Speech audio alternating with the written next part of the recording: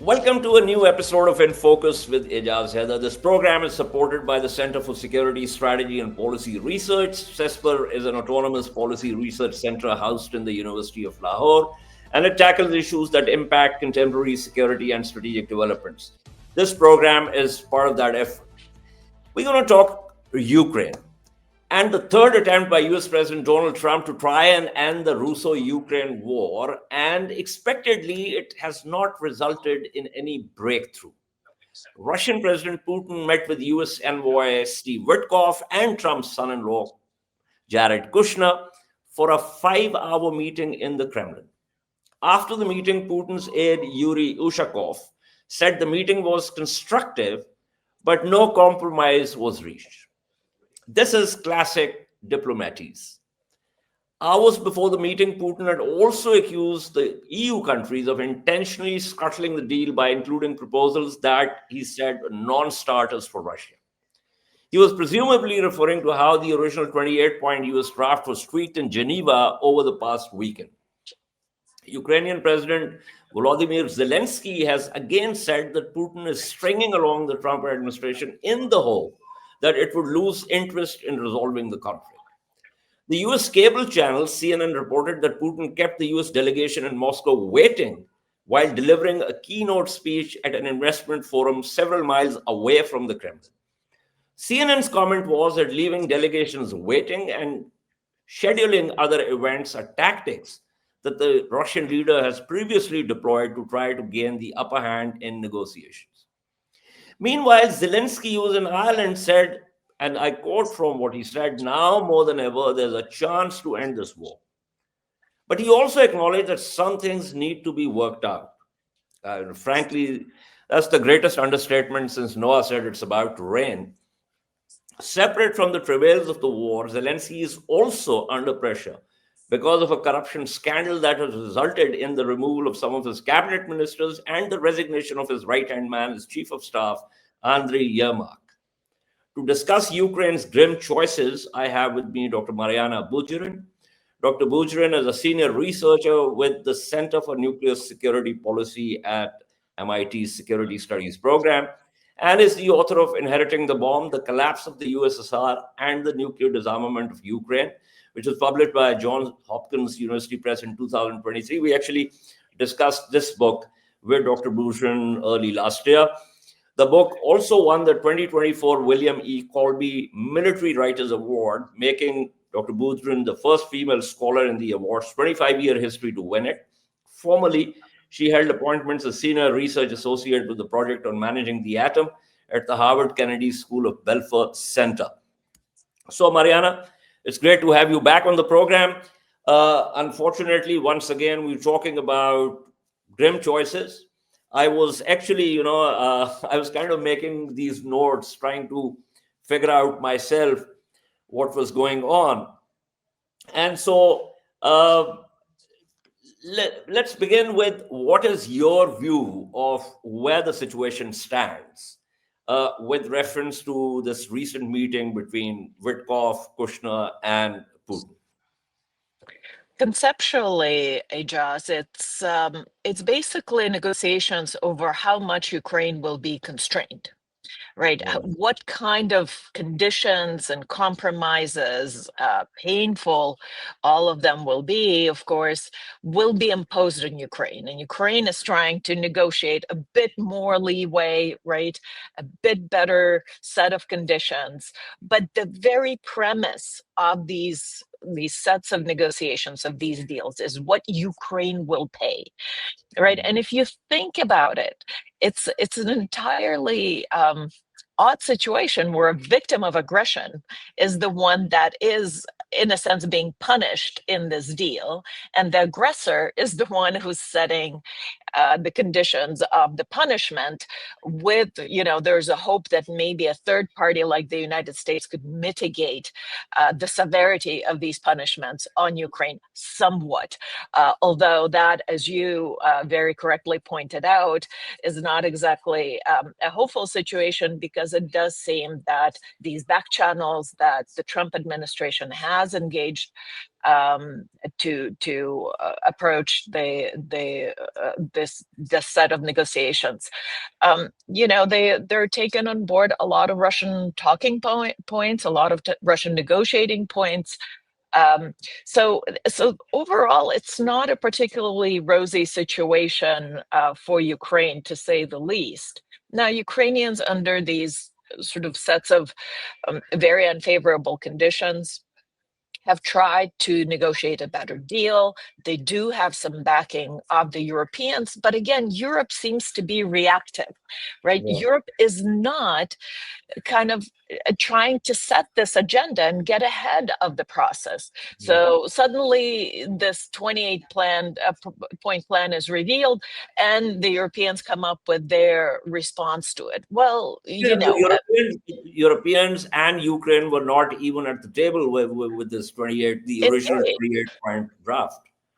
Exactly. And, as was pointed out very correctly by a number of media outlets, even the translation in English, the wording suggests that these were originally written in Russian by Russian and kind of somewhat, translated into English with retaining some of the phraseology from the Russian language. So this was blatantly obvious. Now, it seems that the overall task of this administration in the United States, of Trump administration, they want a deal, right? They want a big win. They want to claim this as a great victory. Trump repeatedly says that he has solved all sorts of wars around the world. This one has proved more difficult, and he's admitted that much, right? He came to the problem with his usual sort of internal fantasizing about, oh, if I were the president, this wouldn't have happened. He's repeatedly said this, and then he thought that okay, he's gonna go and talk to Putin, and it's like a magic. They're gonna sort these things out, right? It proved a lot more difficult, and I'm sure he's not happy about that. It kind of irks him. So the priority here is to get to a deal and to get there quickly. Now, the way you get there and what this deal is going to look like, whether it's going to be fair and therefore whether it's going to be sustainable over time, is secondary to the fact that to the kind of the goal of just getting the parties to agree to something. Of course, he says, let's stop the killing, a noble goal. Nobody would say, let's continue the killing. I mean, the Ukrainians, first of all, are the ones who are losing manpower on the front lines. But the question then is, all right, if there is a ceasefire, and that's what we can look at this as, not as a peace deal, but some kind of ceasefire conditional on a number of things, some kind of armistice maybe. How long will it last?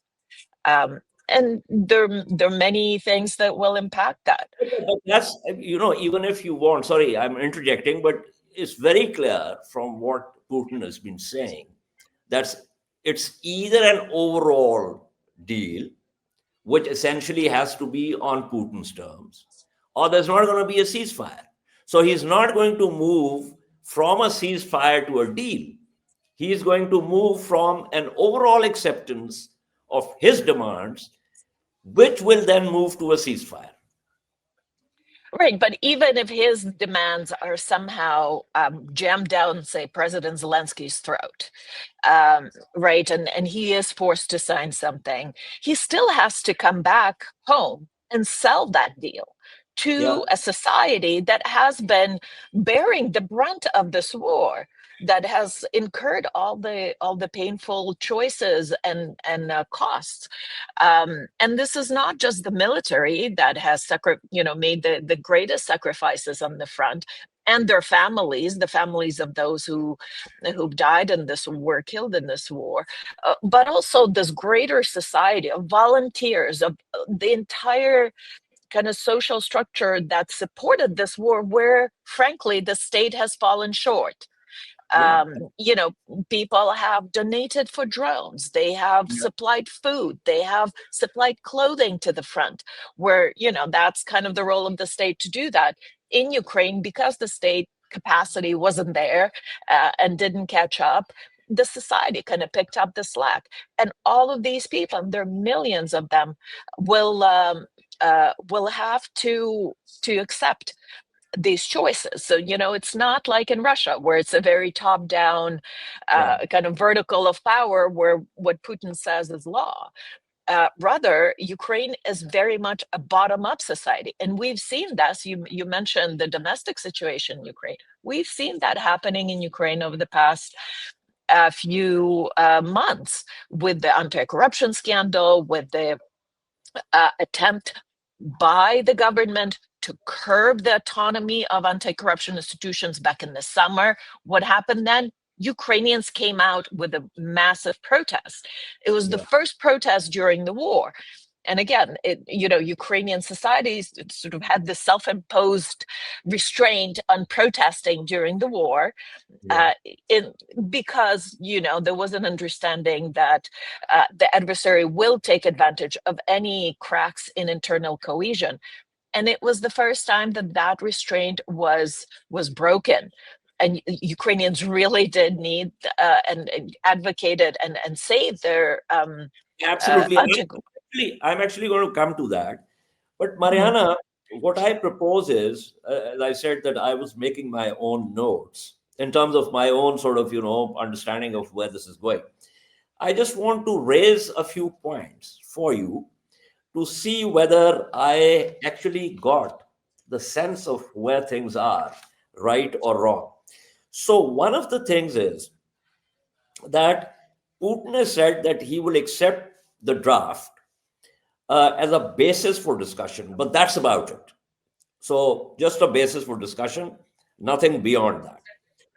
And this particular draft, to the best of my understanding, is not about the three sticking points, which is about Donbass, which is about the size of the Ukrainian forces and the weapon systems or platforms that they're going to have, the Western military help, and also the NATO membership. So that's one thing. Secondly, there is the thing that Putin also does not want to scuttle the process for two reasons. That's my understanding, but correct me if I'm wrong. One is that he does want to settle the Ukraine issue on his own terms, because he too is hurting. There is some space for negotiations. And secondly, Russia wants normal diplomatic relations with the United States for two reasons: lifting of sanctions and resumption of trade. That brings Russia out of its isolation. And second, it gives Putin the space to make inroads into Europe on the one hand and exploit US-EU differences on this on the other. Do you think I've got this right? I mean, this was my sense. I was just making my notes. Yes, I think you certainly summarized this fairly well.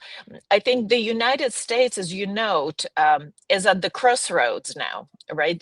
We didn't mention yet the bill on the sanction bill that's in the Congress right now, to sanction some very big oil and gas companies out of Russia, right? That would be a very painful blow to the Russian economy, which has generally done better than most of us have anticipated, largely because it was able to still trade oil and gas with China and India and Turkey and Europe as well. It took a while for you, and Europe still is buying some of Russian gas, even though it made great progress in diversifying these supplies. So that would be a very painful step for the Russian economy, finally.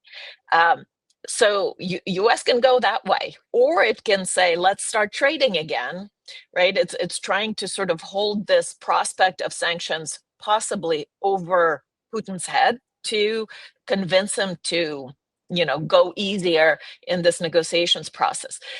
I'm not quite certain, with this latest round of meetings in the Kremlin, that is succeeding. I'm not quite sure that that's a bet. It seems to me that perhaps the more prudent thing would have been to impose these sanctions and Yeah. then start negotiating and see whether that pressure and the prospect of lifting those sanctions would succeed in convincing Putin. So we constantly see this kind of one step forward, two steps back on the Trump administration side, and this kind of teetering, this kind of seesaw approach, that supporting Russia, supporting Ukraine, and going back and forth. And I think without this concerted stance, without some kind of consistency, I think that what happens is Putin is able to play to Yeah. play all sides, right? Putin is kind of a master manipulator, maybe not so much master strategist, but certainly he's someone who can play a president who's very full of himself and who is susceptible to flattery and all such things, as we've learned about this administration. So I'm not optimistic this approach will work. Now, on the Putin side, he is making incremental gains along the front. So he's got some leverage there. It is costly, right? It's painful. He would probably rather not have more of his people killed, even though the value of Russian lives seem to have been set at a rather low level by their government and their leader. His economy is doing all right. He is able to increase defense production, especially in missiles and drones, and attacks on beyond the front line. Attacks on Ukrainian cities and Ukrainian critical infrastructure have stepped up dramatically. Yeah. Many times over. I remember being in Kiev in May 2023, and it was during that time there was the largest drone attack on Kiev, and it was 40 drones. Yeah.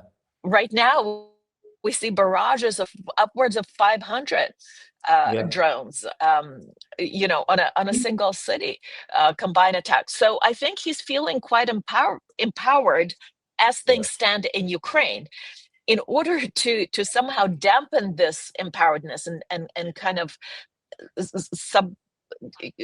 dampen this leverage that he feels he has, there has to be a response on the other side. Ukrainians cannot impose it militarily on the front. They have been attacking some oil refineries and some targets on the Russian territory.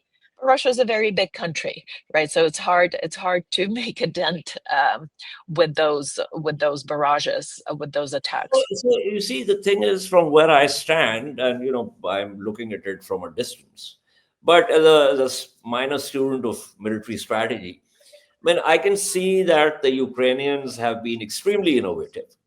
And obviously, one has to say something about their grit and courage. But they don't have the manpower. They don't have the wherewithal. They don't have the industrial base because this is attrition. And attrition is essentially about sustainment, about who rises from the debris of war. And hats off. They still innovate, and the kind of operations that they've mounted, very ingenious. But it goes back to quantity having its own quality.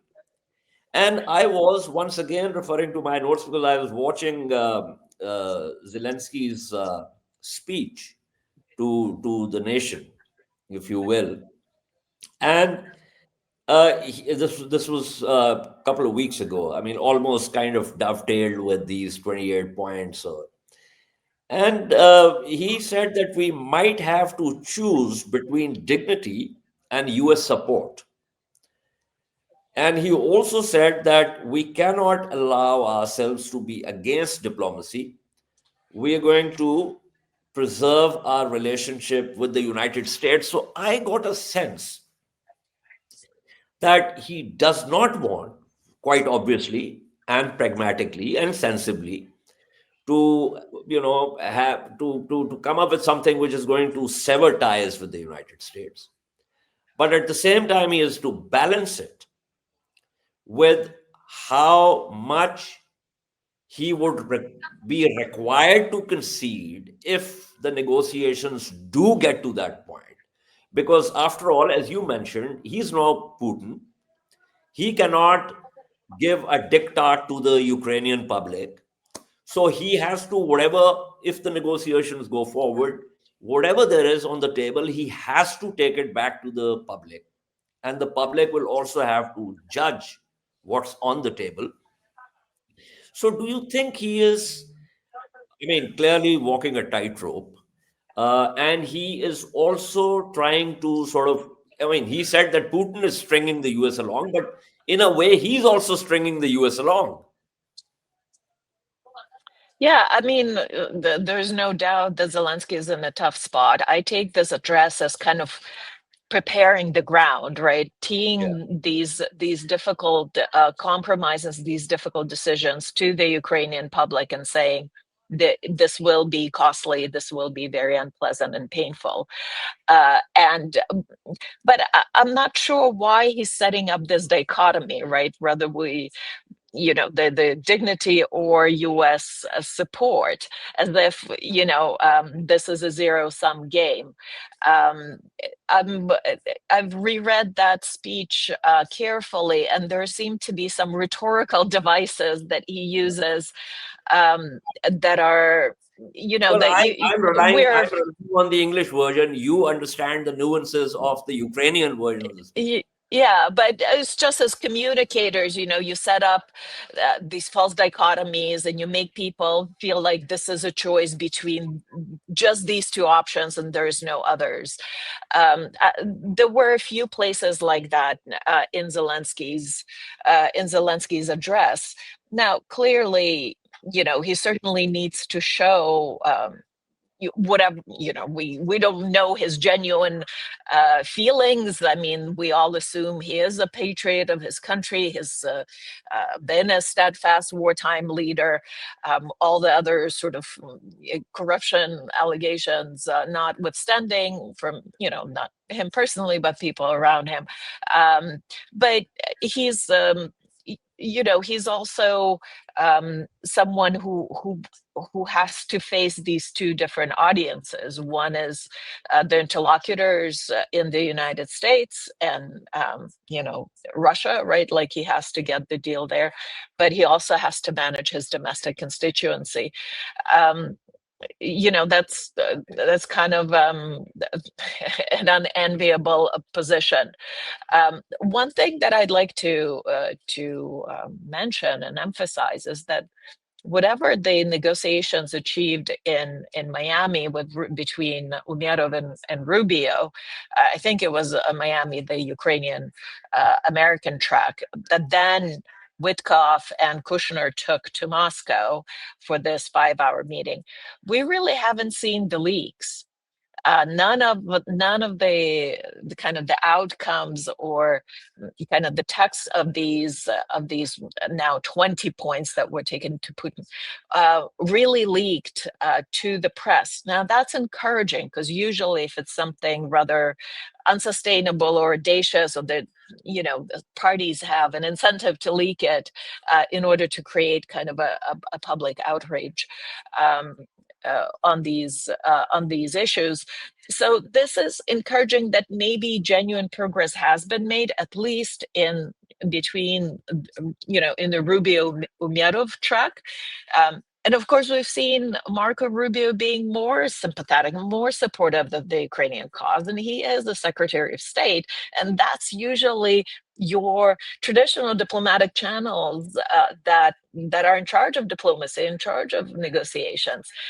But the back channel works very differently, right, with the Russians. So I think even within the United States, there are different factions and different kind of attitudes towards how this deal should be done. At the end of the day, it's about Trump, frankly. That's how this administration is working. I mean, it's the last time I had you on this program, which was after that unfortunate dumpster fire at the Oval Office, I had put a question to you, which was about what could possibly be acceptable. And by acceptable, I don't mean desirable, on the basis of what's on the ground. A de facto acceptance of what Russia has occupied, but obviously not a de jure acceptance of that or recognition of that. But then Putin has kind of pushed the envelope and said, listen, I want the entire Donbass. He doesn't have the entire Donbass. The parts of Donbass which are occupied by the Ukrainian forces. So he keeps pushing the limits of what he wants. So that's another problem. Yes, and why does he do it? Because he can. Because there isn't a set of circumstances that could restrain him, that could impose costs on doing so, right? And again, like this approach that if we just do business with Putin and if we just entice him with some commercial deals and exploration in the Arctic or whatever else, if you remember, there was this language of just like opening up commercial and deals and trade and gas and oil, and ExxonMobil somehow is now already exploring and having meetings with Russia's gas companies. The thing of that is not that it's morally repugnant to trade with a country that basically perpetrated war crimes and such, but also it proved to be ineffective. This was the theory of the case in the lead up to this war, certainly on behalf of Europeans who were buying lots of gas not only because it was cheaper, but also because their strategy was, if we just engage Russia, if we just trade together, the cost of losing that cooperation will restrain Russia from doing something stupid and aggressive in its neighborhood. That proved to be ineffective. So how many times can we keep on trying the same thing and hoping for a different result? But there was another problem. Since I talked about that Oval Office meeting, which went, obviously, as we know, very badly. Trump said to Zelensky, you don't have any cards. And he repeated it twice. Now, if you are going to go into negotiations, and if you are informing one of the parties that the arbiter is telling the other party that it doesn't have any cards, where do you go from there, right? Like, this is no surprise. That's not how if you are going to reveal your hand, even before the negotiations begin, it's not going to go anywhere. So anyway, we are getting to the closing of the program. A couple of things, again, from my notes. So I was looking at the options. So one being that you dig in and you hold, which is the current strategy, right? So what the Ukrainian army has done is transition to a defensive posture. It is conserving forces, and wherever it can, it's bleeding Russian advances. So the pro of this is that obviously it prevents immediate collapse. It also shows resilience. But the con is that you ceding initiative to Russia, which obviously is slowly gaining ground. They just said that they have taken Povrovsk. Then the second option is that you negotiate from relative strength. So you seek a ceasefire or a frozen conflict from current lines by using your remaining military as leverage before it potentially weakens further. So the pro would be that you could stop the bleeding, save lives, and the con would be that it kind of legitimizes Russian conquest. It also abandons millions of Ukrainians, even though it may only be a temporary pause. Then the third option could be fight for a Korean model. So secure an irreversible, massive sort of Western security guarantee, arms, funding, training, and you create a kind of DMZ and some kind of impregnable defensive shield. And finally, that you continue offensive operations, which is a high-risk gamble, and use any new aid for another major push to break Russian lines and regain bargaining power. So what do you think is likely to be? I mean, of the four options that I was thinking myself of, if I were in Zelensky's position, how would I kind of appreciate the situation? I think the priority for the Zelensky administration is to push for the option of an ironclad guarantee, right? So whatever concessions Ukraine would be forced to make on the ground, and certainly, there's a red line and kind of de jure recognition of occupied territories, but de facto they are under Russian rule, and Ukraine would not reconquer them militarily in the offensive manner. It simply doesn't have the manpower and the resources to do so militarily at this point. But whatever, the more painful the concessions on the ground, let me put it that way, the more robust the security guarantee from the West would have to be. That's kind of how I feel Ukrainians should approach it at this very unfortunate point. And the question then becomes, well, who provides the security guarantee and in what ways, right? Again, it doesn't seem to be sufficient to say, we'll trade with Ukraine, we'll invest in its reconstruction. We've seen again that military power matters. If this war has taught us anything, it's that once you achieve a fait accompli by military means, it is really difficult to reverse. That's the point, right? Like, you can say what you want, you can say that it's unfair. The fact is the fact. Those areas that are occupied will stay occupied for a very long time unless something system changing, systemically shifting happens. I agree with you. I mean, these are all really grim choices, and it's really unfortunate because, I mean, it's almost like victim shaming in the sense that, Ukraine has to do so many things which you talked about. My own sense is that if this has to go anywhere, I think this sanctions bill, which is with Congress, needs to go through, because Putin needs to understand that if he doesn't come round to actually seriously negotiating, then there are going to be consequences. I'm also surprised with the Europeans. I mean, the Europeans make a lot of noise, frankly, but between you and me, it's quite, I mean, it's hot wind and not much else. I mean, I'm not saying they haven't provided military support or funding and all of that, but they just can't get their house in order. It's difficult to look at Europe as in terms of a collective noun. But thank you so much, Mariana, for your insights. This is all from this episode. If you like the discussion, click on the subscribe button and send us comments. Until our next episode, goodbye and stay safe.